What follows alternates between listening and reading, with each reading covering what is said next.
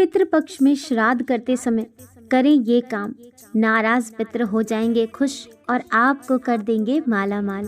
पितृपक्ष में श्राद्ध, तर्पण और पिंडदान का एक अपना अलग ही महत्व होता है। हर साल भाद्रपद मास के शुक्ल पक्ष की पूर्णिमा तिथि के दौरान पितृपक्ष की शुरुआत होती है। पूर्णिमा तिथि का श्राद्ध इस बार 29 सितंबर से शुरू हो चुका है और इसका समापन पितृ अमावस्या यानी 4 अक्टूबर को होगी। पितृपक्ष में पूर्वजों की मृत्यु की तिथि के अनुसार उनका श्राद्ध किए जाने की परंपरा है। जिस जातक के पूर्वज की मृत्यु हो गई है और उन्हें पितृ की मृत्यु का निर्धारित समय पता नहीं है, तो ऐसे में जातक सर्व पितृ अमावस्या के दिन पिंडदान कर सकते हैं। बता दें कि श्राद्ध पक्ष पितरों के लिए समर्पित होती है। आइए जानते हैं कि इस साल कब और कैसे तर्पण और पिंडदान करनी चाहिए। आइए पहले जानते हैं तर्पण के प्रकार। सामान्य शब्दों में कहें तो तृप्त करने की क्रिया को तर्पण कहा जाता है। पितरों के लिए किए गए मुक्ति कर्म को श्राद्ध तथा तिल मिश्रित जल अर्पित करने की क्रिया को तर्पण कहते हैं। ज्योतिषाचार्य के अनुसार तर्पण 6 प्रकार के होते हैं। देव तर्पण, ऋषि तर्पण, दिव्य मानव तर्पण, दिव्य पितृ तर्पण, यम तर्पण, मनुष्य पितृ तर्पण। आइए अब जानते हैं कुछ खास नियमों के बारे में। श्राद्ध का भोजन पूरी शुद्धता से बनाना चाहिए। भोजन बनाने से पहले किचन और गैस को अच्छी तरह से साफ कर लें। भोजन में प्याज लहसुन का इस्तेमाल नहीं करना चाहिए।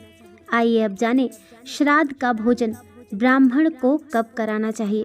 श्राद्ध का भोजन ब्राह्मण को हमेशा सूरज चढ़ने के बाद करवाएं। माना जाता है कि सूर्य की किरणों से ही हमारे पितृ भोजन को ग्रहण करते हैं।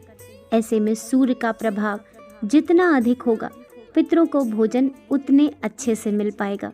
ब्राह्मण को भोजन जब तक ना करा दें तब तक स्वयं भी भोजन ना करें, क्योंकि ये आपके पितृ के प्रति आपकी श्रद्धा को व्यक्त करता है। इसके अलावा ब्राह्मण को भोजन करवाते समय मौन रहें। अगर किसी चीज की जरूरत हो तो इशारे में कहकर मंगवाएं। श्राद्ध का भोजन प्रसाद के तौर पर ग्रहण करें। श्राद्ध का भोजन प्रसाद की तरह होता है, इसमें कोई कमी नहीं निकालनी चाहिए। ब्राह्मण को भोजन करवाते समय भी उसे ये ना पूछें कि भोजन कैसा बना है। ब्राह्मण भोज के बाद आप स्वयं भी उसे प्रसाद के तौर पर ग्रहण करें। आइए जाने कुछ महत्वपूर्ण बातें। श्राद्ध का भोजन या तो पत्तल में खिलाएं या चांदी कांसे के बर्तन में खिलाएं। कांच या मिट्टी के बर्तन का इस्तेमाल बिल्कुल ना करें। ब्राह्मण को भोजन करवाने के बाद उसे श्रद्धानुसार दान दक्षिणा जरूर दें और चलते समय पैर छूकर उनका आशीर्वाद लें। और ये काम जरूर करें। ब्राह्मण भोज कराने के बाद पितरों को मन में याद कर भूल चूक के लिए क्षमा याचना करें। इसके बाद अपना व्रत खोलें और प्रसाद ग्रहण करें और पूरे परिवार को करवाएं। रात के समय दक्षिण दिशा में पितरों के नाम का सरसों के तेल का दीपक जलाएं। इस विधि से मिलती है पितरों की आत्मा को शांति। जिस दिन श्राद्ध करना है उस दिन स्नान करने के बाद पूरे घर की साफ सफाई करें। घर में गंगा जल और गौमूत्र भी छिड़कें। इसके बाद दक्षिण दिशा में मुंह रखकर बाएं पैर को मोड़कर और बाएं घुटने को जमीन पर टिकाकर बैठ जाएं। इसके बाद तांबे के चौड़े बर्तन में काले तिल, गाय का कच्चा दूध, गंगा जल और पानी डालें। उस जल को दोनों हाथों में भरकर सीधे हाथ के अंगूठे से उसी बर्तन में गिराएं। इस तरह 11 बार करते हुए पितरों का ध्यान करें। आइए अब जानें पितृपक्ष में श्राद्ध करने की विधि। महिलाएं शुद्ध होकर पितरों के लिए भोजन बनाएं। ध्यान रखें कि भोजन बनाते समय किसी भी प्रकार की गलती ना करें। अब आप किसी श्रेष्ठ ब्राह्मण को न्योता देकर बुलाएं। ब्राह्मण को भोजन करवाकर और निमंत्रित ब्राह्मण के पैर धोकर कुछ चीज़ों का दान अवश्य करें। ऐसा करते समय पत्नी आपके दाहिनी तरफ होनी चाहिए। आपको इस बात की विशेष रूप से ध्यान रखने की ज़रूरत होगी कि ब्राह्मण या किसी गरीब को भोजन परोसते समय प्रसन्न होकर ही भोजन परोसें। भोजन के उपरांत यथाशक्ति दक्षिणा और अन्य सामग्री दान करें। आइए अब जानें पितृपक्ष में श्राद्ध करने के नियम। पितरों के निर्मित अग्नि में गाय के दूध से बनी खीर अर्पण करें।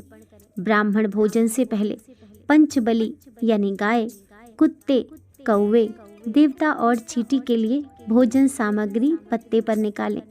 मान्यता है कि पितृ इन्हीं 5 रूपों में धरती पर आते हैं और अपनी संतान को आशीर्वाद देते हैं।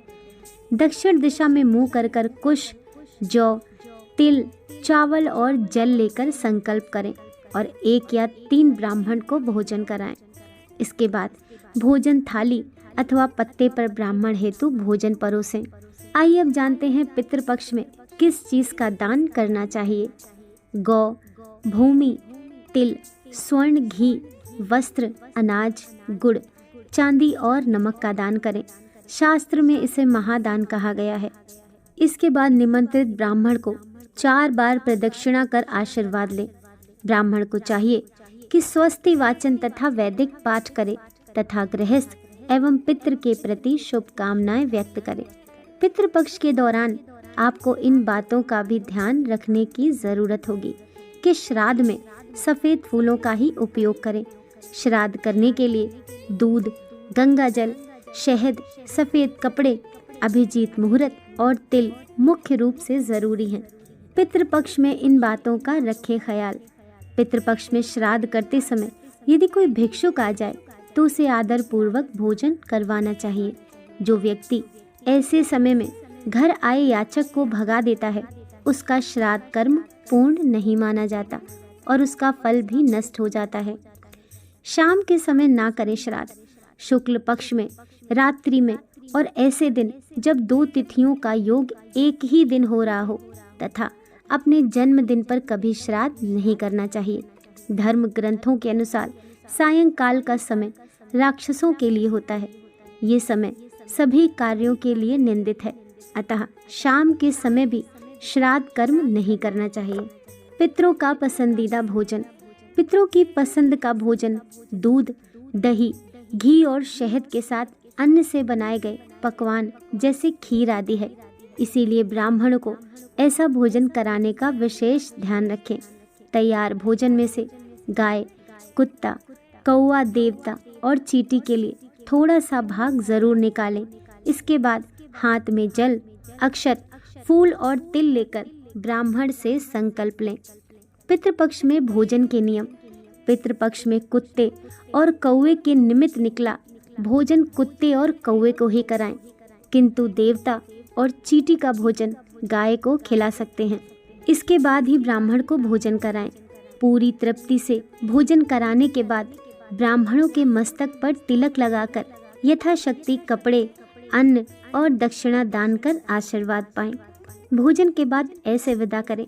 ब्राह्मणों को भोजन के बाद घर के द्वार तक पूरे सम्मान के साथ विदा करके आएं, क्योंकि ऐसा माना जाता है कि ब्राह्मणों के साथ साथ पितृ लोग भी चलते हैं। ब्राह्मणों के भोजन के बाद ही अपने परिजनों, दोस्तों और रिश्तेदारों को भोजन कराएं। दोस्तों, अगर जानकारी अच्छी लगी हो तो वीडियो को लाइक, शेयर करें और चैनल को सब्सक्राइब करें। मिलते हैं नेक्स्ट वीडियो के साथ।